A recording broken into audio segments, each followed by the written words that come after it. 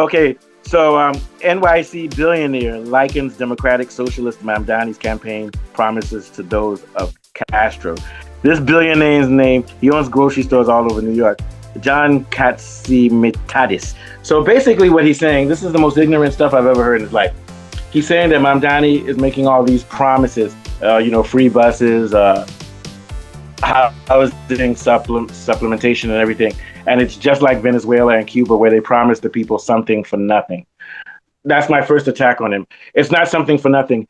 If you look at Cuba and Venezuela, both countries are socialist, which means that your labor, to each according to his need, according to his work. So what it's saying is that your labor is the wealth of the nation. And because of your labor, that's why now you don't have to pay for healthcare. You don't have to pay for transportation. It's not free for nothing. It's not a handout. The idea is that that socialism says and communism says that the people who are the labor should be shareholders in the wealth of instead of the corporations because they're the ones that are producing the goods. So it's not something for free. This Casamatadas, I'm sure he has people working for his grocery store who work hard and get paid maybe $10 an hour.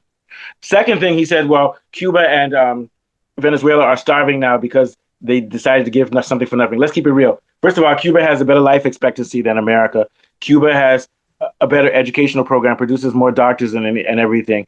And they're not starving. And even if they are starving, it's not because socialism doesn't work. It's because America is putting sanctions on them and putting embargoes on them, which won't allow them to trade with other countries and get natural resources. So it's not that socialism has failed. Even if it has failed in Cuba, it's not because the system doesn't work. It's because of American sanctions.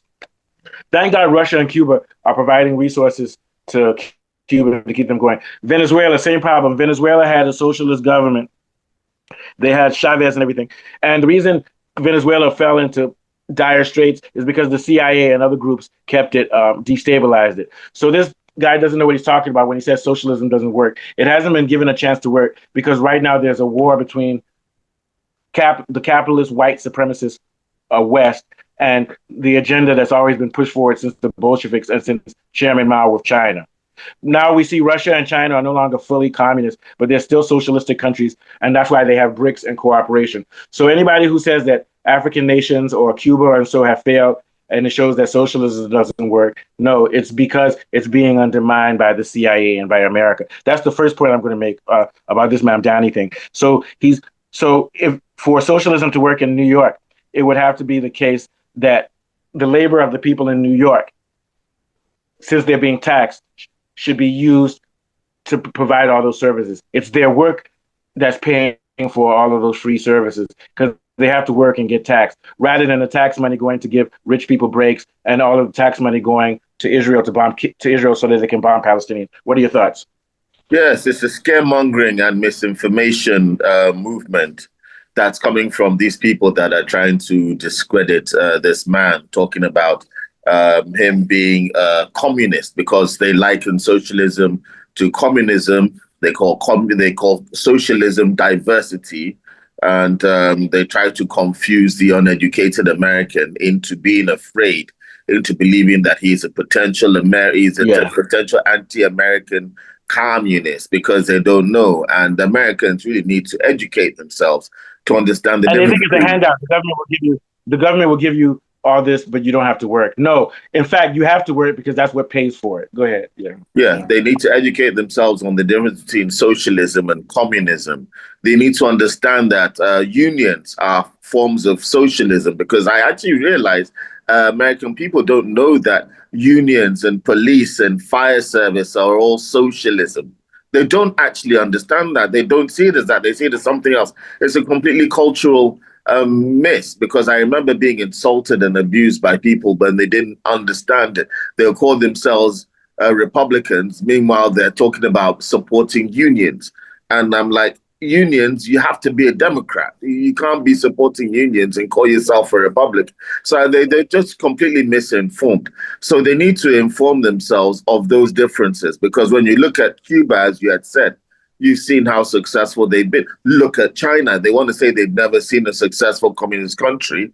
Then I'd have to beg to differ, because China is potentially more successful doing Yeah, and I'll use better. a caveat, Kone, when we say yeah, and I'll use a caveat when we say socialism and communism. It's a spectrum. So China and Russia, I would say, are socialistic countries. China is socialistic and has strains of communism, but it also has capitalism in it. So it's a hybrid economy, but it's balanced off by a socialistic tendency. Same thing with Russia. Same thing with most European countries too. What do you think? Yeah.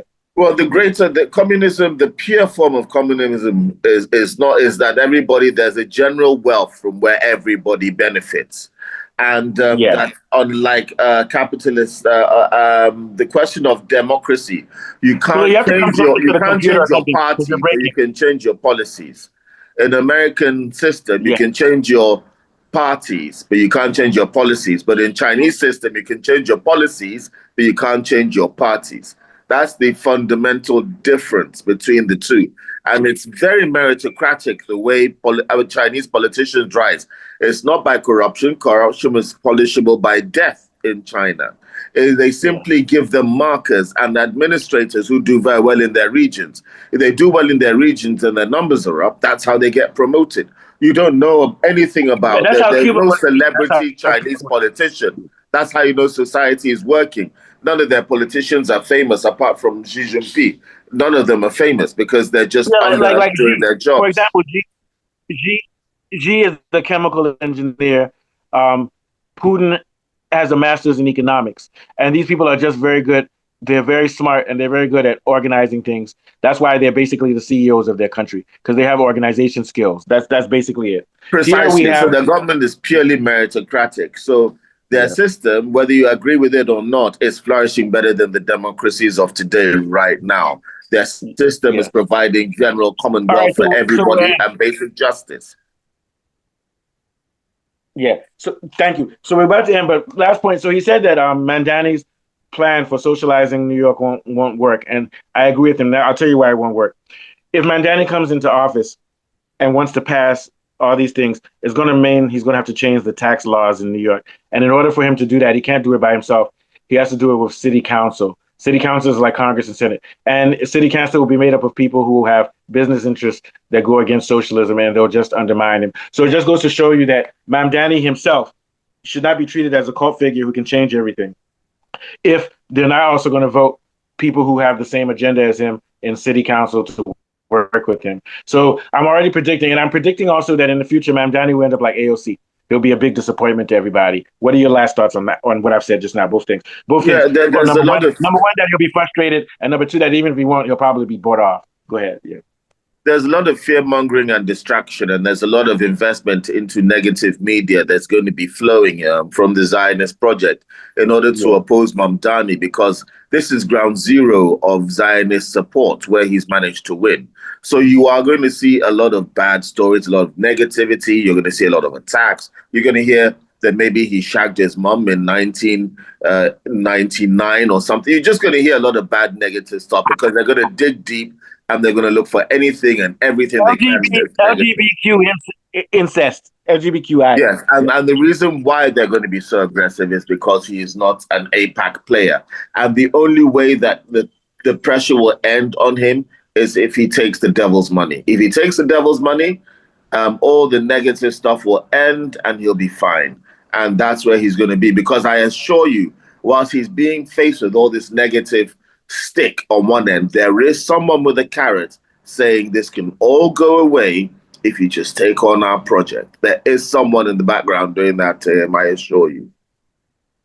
Yeah. Thank you very much. So yeah, so we're done for today. Take us out of Kunle.